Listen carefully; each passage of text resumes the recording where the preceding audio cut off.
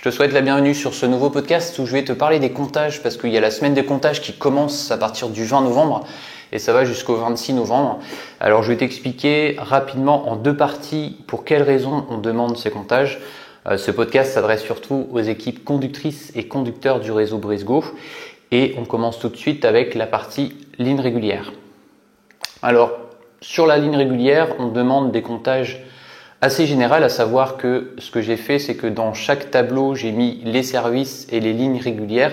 Et l'objectif, c'est d'avoir un chiffre global sur l'ensemble des services. Alors, à quoi permettent ces comptages?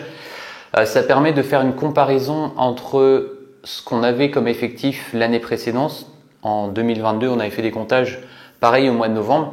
Donc, l'idée, c'est de comparer et de faire une synthèse, des statistiques, si tu veux, sur l'évolution de la fréquentation par service et par ligne régulière. Alors, j'insiste aussi sur le fait que c'est pas facile en tant que conducteur, conductrice de faire des comptages quand tu assures des services de ligne régulière, parce que tu peux avoir des montées, des descentes et sur tout le trajet, il y a beaucoup de mouvements, donc c'est très difficile d'avoir des comptages précis.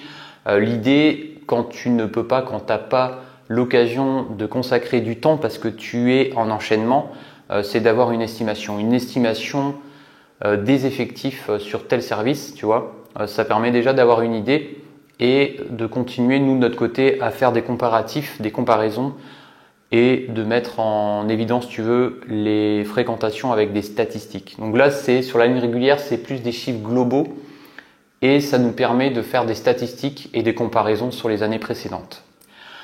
Ensuite, sur la ligne régulière, donc c'est là le gros travail parce que tu vas le voir comme c'était le cas l'année dernière.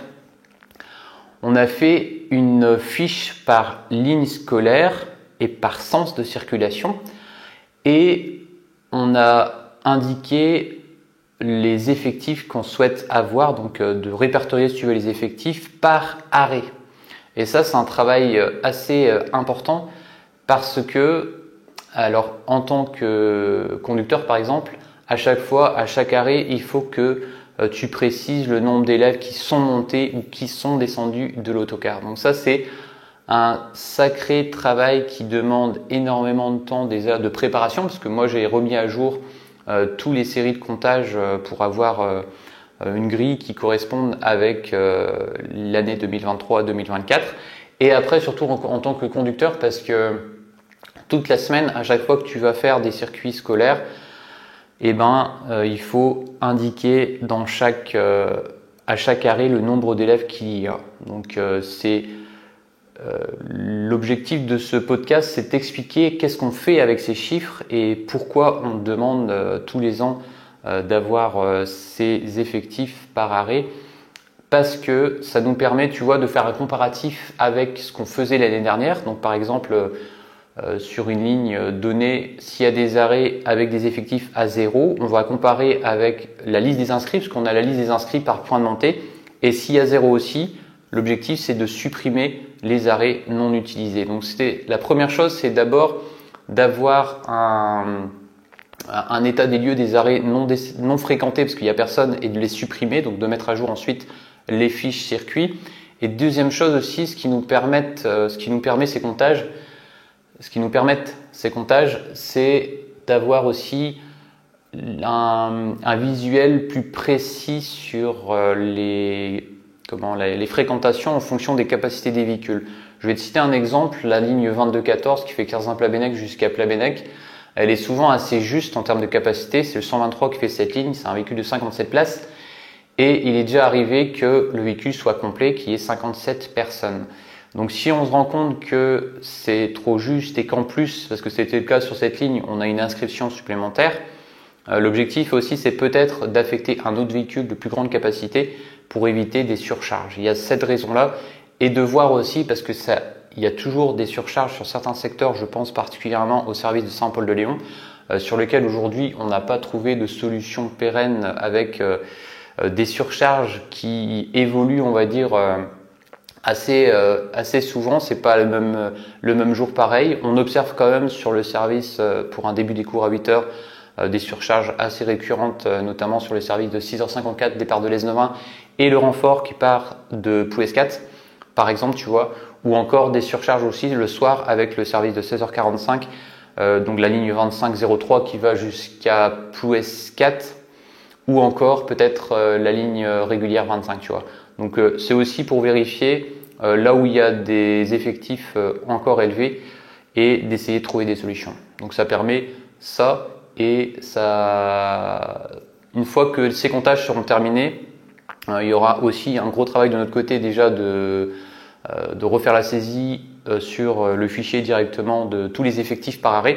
Et une fois qu'on a ce fichier-là, il y aura un gros travail aussi de réaliser. Alors là, ça va être un travail commun avec l'autorité organisatrice qui vont comparer la liste des inscrits qu'ils ont dans la base de données avec les effectifs réels. Parce que quand des fois on s'aperçoit qu'il y a des différences, ça peut arriver qu'il y a un élève qui soit inscrit à tel arrêt et qu'au final ils ne le prennent pas à cet endroit-là. Donc s'il y a un inscrit et qu'au final l'arrêt il n'est jamais utilisé, c'est-à-dire que s'il y a 0, l'idée c'est de contacter la famille et de voir à quel arrêt elle le prend pour essayer d'avoir un plan de transport vraiment précis avec les effectifs et que ce soit comme ça sur tous les circuits scolaires. Donc c'est un gros travail qui va arriver ensuite de notre côté à nous pour remettre à jour les plans de transport en fonction de la réalité. Et ce qu'il faut que tu saches aussi pour terminer ce podcast, c'est que c'est lié aussi avec le système de SAE, de système d'aide à l'exploitation qui va être mis en service dans les cartes scolaires dans le Finistère, en tout cas à partir du 2 janvier 2024. Et la grande évolution, c'est que les élèves auront une carte Corrigo, en tout cas pour, là je précise bien pour les véhicules qui sont équipés du système, donc les véhicules de type scolaire. Les élèves vont rentrer dans le car, ils vont se badger avec le valideur et ça va permettre de notre côté, tu vois, d'avoir des effectifs précis, des effectifs par point de montée et d'avoir l'ensemble des fréquentations qui seront faites automatiquement grâce à ces valideurs. Et ça sera beaucoup plus précis parce que, comme je te disais tout à l'heure, quand tu fais des services à enchaînement, c'est toujours complexe d'avoir un chiffre précis. Donc là, de ce côté-là, en tout cas avec le système, ça nous permettra d'avoir des éléments vraiment bien détaillés. Donc ça, c'est pas encore d'actualité pour cette année-là. Ça sera pour janvier 2024. C'est la fin de ce podcast. Et nous, on se retrouve ce soir pour une petite vidéo et surtout dimanche pour un nouveau reportage ou pour un quotidien magazine. Kenavo.